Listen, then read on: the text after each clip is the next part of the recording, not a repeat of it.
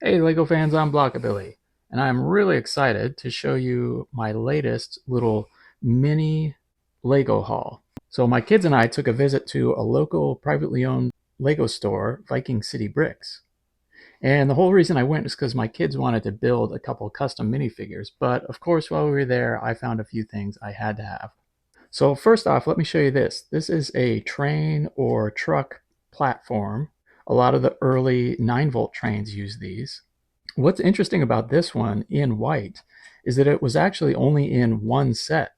I think there's like 3 variants of this particular element, and this one in particular does not have the center tubes, and it also just has one hole on top, and these pieces here are filled in. Some of them are like kind of open in between. And like I said, this only came in one set. It was actually a truck, tractor trailer type of truck. Um, and you can see it still kind of has some of the original stickers that were on it. So I thought that was pretty cool. And when I saw this, I had something in mind that's I think is going to be pretty cool. I have a custom build train car in mind that I want to make specifically with this white one, and it involves the Ice Planet 2002 series. So I think you know where I'm going with that. It should be pretty cool. I'm not really the best at designing custom builds, so we'll see what happens. But you can see it was only $2, which was a pretty good deal, or about what it should cost. They go for between like $1 and $3. So I was really happy to get that. Secondly, I found this cannon. And if you're an old 90s Star Wars fan, you'd recognize that this is one of the early cannons. It doesn't have the Technic pin holder on the inside there. It's just a round empty socket, and it is in original dark gray. And the reason I got it is because this A-wing needs the cannons. It's actually missing both of them. So let's see, it would go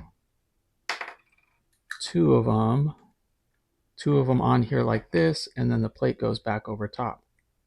I got this A-wing in like a big collection I bought quite a while ago, and it just happened to be missing those 2 cannons. So I got one. I just need one more. And this was in their kind of like bulk pieces bin, actually the build a minifigure bins. So it actually cost $1, and it's definitely not worth $1. I think they're maybe worth like 8 cents, but it was something I really needed, really wanted, so it was worth $1. Okay, so now those are the 2 things I found while my kids were building minifigures. So the next part is where it gets really cool. So while I was there, a lady walked in to sell some old Lego that was her son's from the 90s.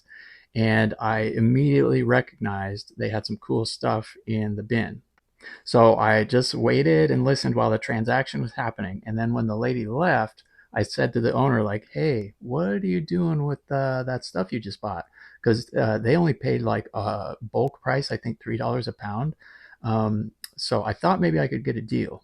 So I got 8, 16, 18 straight pieces of track, and you're not going to believe what I paid for them. Now, keep in mind, these are the old 9-volt track, not the newer RC track that's just all plastic.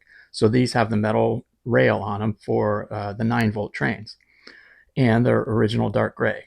These are worth, I don't know, roughly $4 a piece. I mean, especially if you're trying to buy them on eBay or something like that.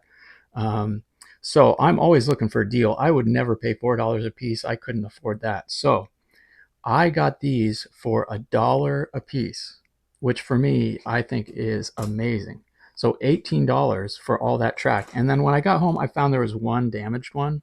This one's a little bent, but I can probably fix that. Just rebend it. And they're all in really good shape. There's not like any corrosion or anything like that.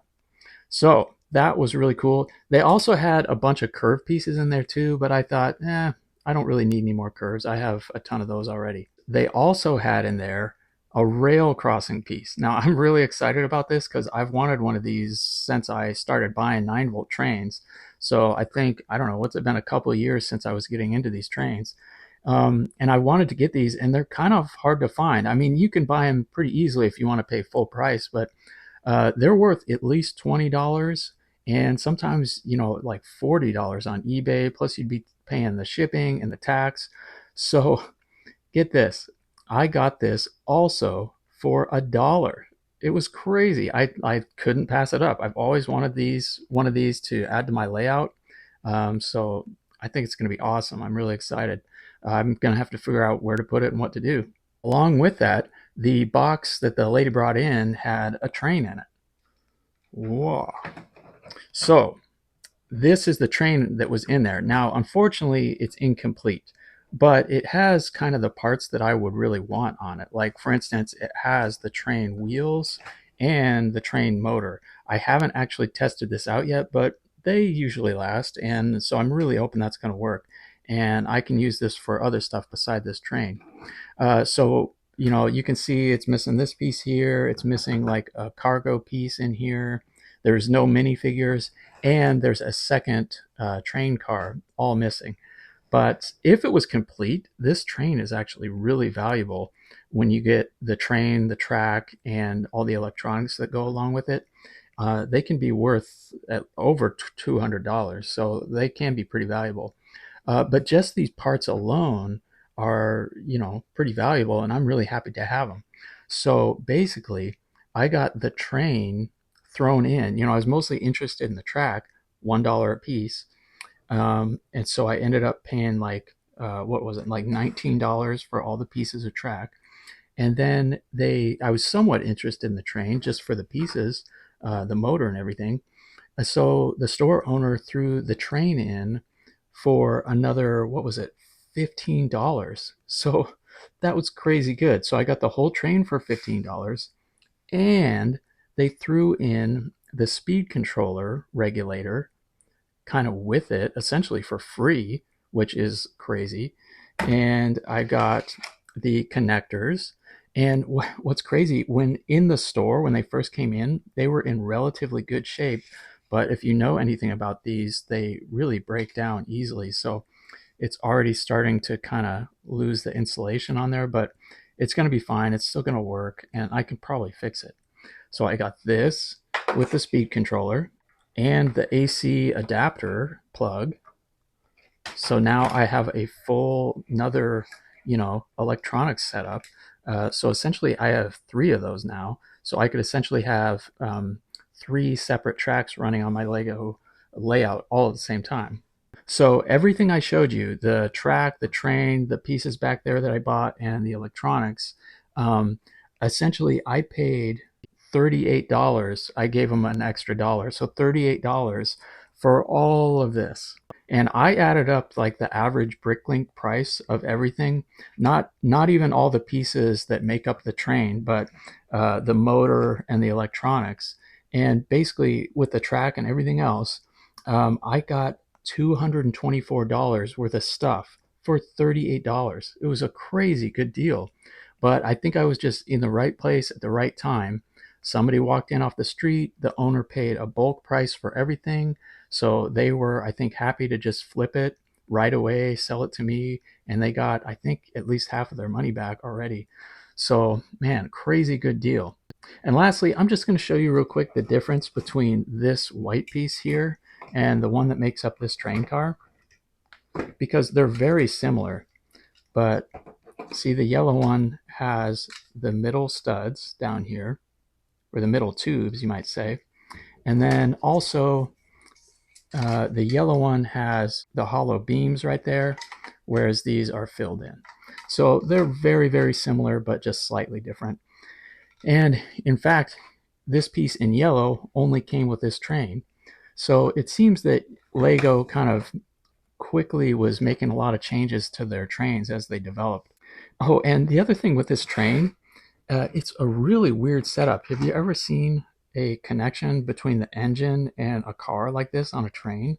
Really weird. It's almost like, a tractor trailer setup or something. I think it's kind of strange they did that, but it works. And Lego was basically using these kind of split level train car platforms for just a little while. And, then they also used them for city trucks and stuff like that.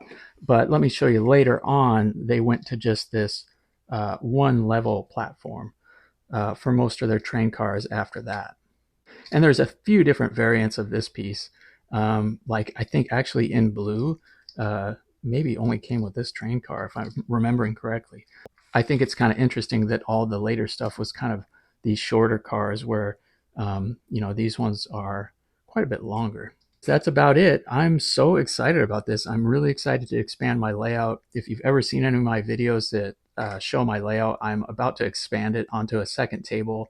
It's nothing super fancy, but for a cool like retro 90s layout, it's looking pretty good. And I'm, looking to expand it. So I've got plenty of track to do that.